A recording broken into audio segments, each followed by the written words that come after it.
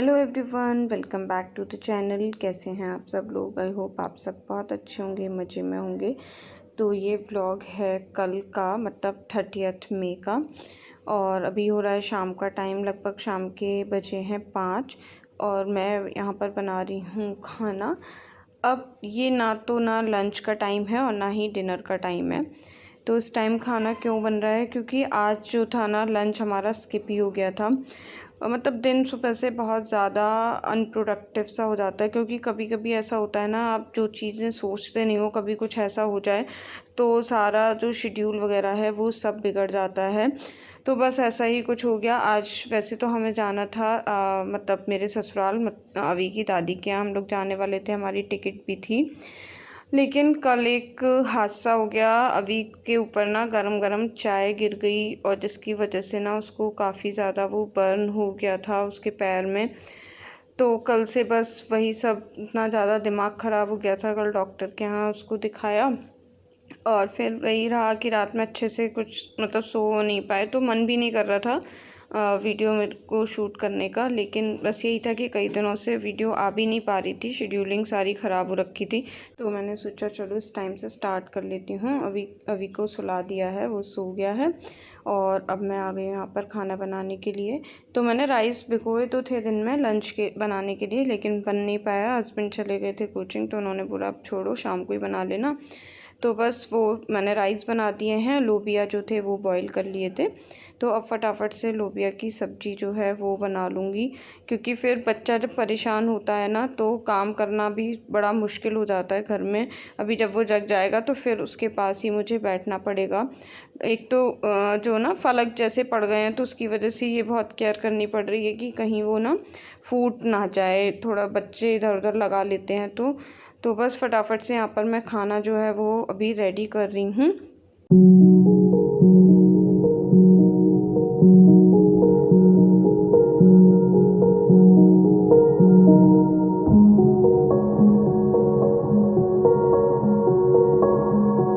तो बस सब्ज़ी यहाँ पर मैंने छौंक दी थी, राइस ऑलरेडी बने हुए हैं। तो जैसी सब्ज़ी होगी 1-2 सीटीज़ में लगेंगी, खाना रेडी हो जाएगा।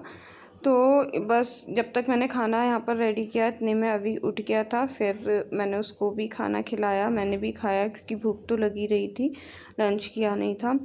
तो अब उसके बाद फिर वो कहने लगा, मम्मा मैं बोर हो रहा हूँ, कुछ तो करना है, कुछ तो क्रिएटिव करना है। क्योंकि टीवी भी बच्चा कितना देखे, अब वो बाहर जा नहीं सकता, कुछ खेल नहीं सकता।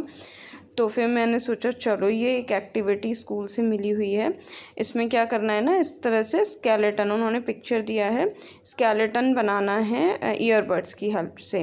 तो बस ये यहाँ पर मैंने सोचा चलो ये वाली एक्टिविटी अभी को करा देती हूँ। तो ये ब्लैक पेपर जो था ये मेरे पास रखा हुआ था, अभी थोड़े दिन पहले ही लेके आई थी मैं ये ब्लैक चार्ट पेपर।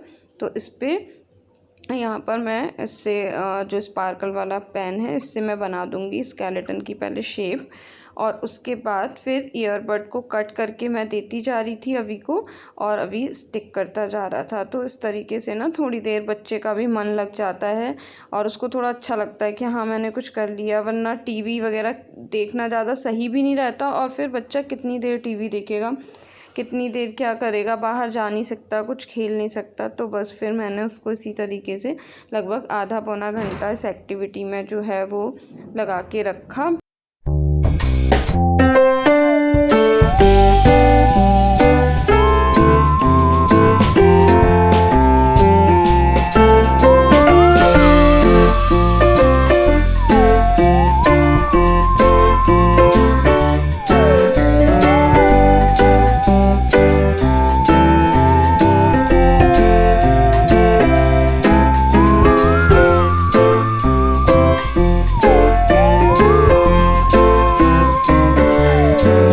तो कुछ इस तरह से ये हमारा जो था स्केलेटन पूरा रेडी हो गया।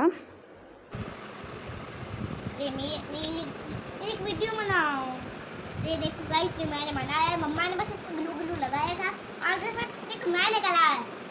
ये फेस मम्मा ने स्टिक करा, मैंने नहीं करा। तो अभी के साथ मैंने बैठ के स्केलेटन वगैरह बनवाया, मतलब थोड़ा टाइम उसके साथ स्पेंड किया। और फिर तब तक आ गए थे मेरे हस्बैंड, तो उनको मैंने बोला अब आप इसके साथ बैठो, मैं थोड़ा सा कुछ काम कर लेती हूँ। तो फिर मैं आ गई थी किचन में। तो वैसे तो मुझे ना क्लीनिंग करनी ही थी, बट मैं सोच रही थी कि अब जब घर जाना है तो वहाँ से आने के बाद ही करूँगी, क्योंकि 10-15 दिन आप बाहर रहते हो घर से तो घर की हालत ना बहुत ज़्यादा ख़राब हो ही जाती है। लेकिन अब 4-5 दिन तो बोला है डॉक्टर ने, तो अभी सही हो जाएगा, उसके बाद ही जा पाएंगे। तो फिर मैंने सोचा चलो आज टाइम है तो मैं क्लीनिंग जो है कर ही लेती हूँ। नीचे वाले हिस्से की जो डीप क्लीनिंग है किचन की, वो मैंने आज कर ली। तो सबसे पहले ये जो कटलरी वाली रैक है, इसको मैंने सारा सामान इसका निकाल के और इसको जो है वो क्लीन करूँगी। इसकी मैट्स निकाल दी हैं और इसको अच्छे से पहले सूखा झाड़ लिया था, जैसे कुछ कुछ गिर जाता है ना इस तरीके से।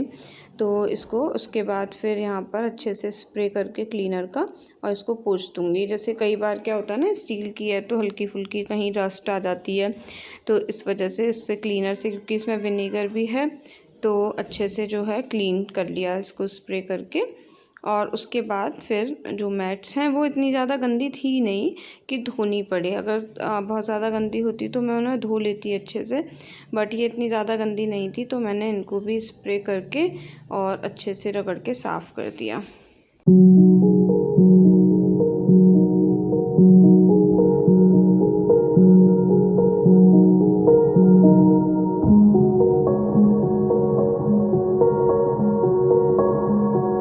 मैट साफ़ करने के बाद वापस लगा के अब सारा सामान जो है ना फिर से ऑर्गेनाइज़ कर दूँगी।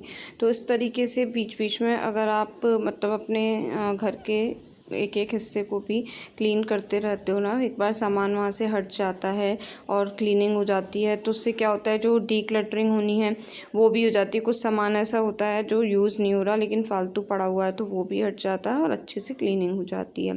तो ये कटलरी वाली करने के बाद फिर जो सबसे नीचे वाली जो रैक्स हैं, इनका भी मैंने सारा सामान निकाल दूँगी। और इनके जो मैट्स हैं ना, ये थोड़े से ज़्यादा गंदे हो रहे हैं, तो इनको अच्छे से धोऊंगी मैं, पानी से वॉश करूँगी साबुन लगा के। तो ये नीचे वाली जो दोनों रैक्स हैं, इनके मैट्स मैंने निकाल लिए थे और इनको मैंने पानी से अच्छे से जो साबुन से रगड़ के यहाँ पर धो दूँगी, तो उससे ये अच्छे से साफ़ हो जाएंगी। और इनको धो के रख दूँगी बाहर, क्योंकि गर्मी है तो अब ये वाली टेंशन तो है नहीं कि सूखने की। फटाफट से जब तक मैं बाकी की क्लीनिंग करूँगी इतनी देर में ये सूख भी जाएंगी, तो फिर वापस से सामान जो है वो सब सेट हो जाएगा। और ना गर्मी की तो ऐसी हालत हो रही है कि किचन में ना काम करने का, किचन में क्या कहीं भी कोई काम करने का बिल्कुल भी मन नहीं कर रहा है, और किचन में तो बिल्कुल मन नहीं कर रहा है। लेकिन ये है कि करने हैं काम तो थोड़े थोड़े होते रहेंगे। तो फटाफट से मैंने ये वाला काम आज शुरू कर दिया। और फ़ोन भी इतना ज़्यादा परेशान कर रहा है ना, ओवर हीट हो जाता है बार बार, ज़रा सा स्टार्ट करो कुछ भी शूट करना, तो एक ये प्रॉब्लम भी बहुत ज़्यादा हो रही है। और आप देख ही रहे होंगे लाइटिंग की, क्योंकि फ्लैश लाइट जो है वो फ़ोन की बिल्कुल भी ऑन हो ही नहीं पा रही है। तो बस यहाँ पर मैट मैंने धो के बाहर रख दिए हैं, तो वो सूख जाएंगे। तो और फिर इसके जो रैक है, ड्रॉर के नीचे मैं पहले झाड़ू से करना चाह रही थी कि अगर कुछ डस्ट वगैरह है झाड़ू से हटा दूँ, लेकिन झाड़ू से वहाँ पर नहीं लग पा रही थी। फिर मैंने वही गीला कपड़ा लेके और पूरा अच्छे से नीचे साफ़ कर दिया। और इसके बाद यहाँ पर वापस से वही क्लीनर से अपना अच्छे से पूरी जो ये रैक है ना, ये अच्छे से साफ़ कर दूँगी, क्योंकि नीचे वाली जो रैक्स है ना, इनमें थोड़ी थोड़ी कहीं कहीं जंग जैसी दिखाई दे रही है।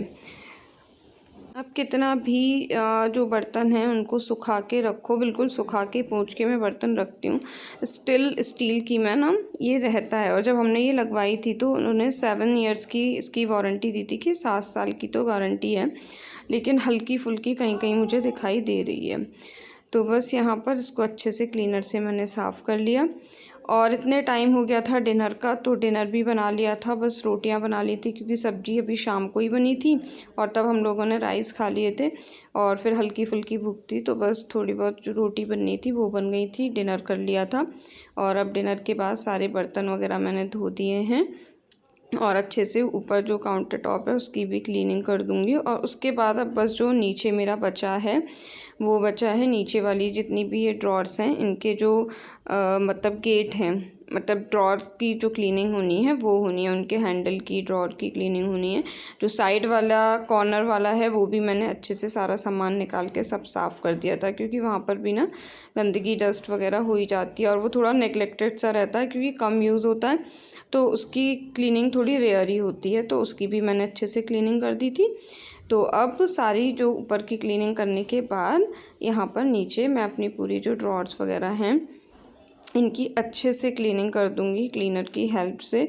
तो ये जो क्लीनर है ये सिंपल कुछ नहीं है, इसमें dish washing liquid, Vim liquid है और विनेगर है और वाटर है। ये तीनों को मिला के मैंने बना रखा है और बहुत अच्छे से इससे क्लीनिंग हो जाती है। अगर कोई चिकनाई वगैरह है सब कुछ अच्छे से साफ़ हो जाती है। तो इस तरीके से आज मेरी किचन का जो नीचे वाला पोर्शन है ये पूरा अच्छे से क्लीन हो गया। और अब देखती हूँ ऊपर वाला पोर्शन कब करना है। ऊपर तो जनरली होता रहता है तो वो ज़्यादा मतलब गंदा होता नहीं है, हाथ लगता रहता है। नीचे वाले में क्या है, बर्तन वगैरह धुलते हैं ये सब होता है ना, तो ज़्यादा गंदा होता है। तो बस अब ये किचन की क्लीनिंग होने के बाद आज का काम यहीं पर एंड हो जाएगा और इसी के साथ इस छोटे से ब्लॉग का भी मैं यहीं पर एंड करूँगी। आई होप आपको पसंद आया होगा। पसंद आया हो किसी भी वजह से तो लाइक कीजिएगा, शेयर कीजिएगा एंड चैनल पे नए हैं तो सब्सक्राइब ज़रूर कीजिएगा। मिलती हूँ नेक्स्ट वीडियो में। Till then bye bye, take care, stay beautiful and blessed always.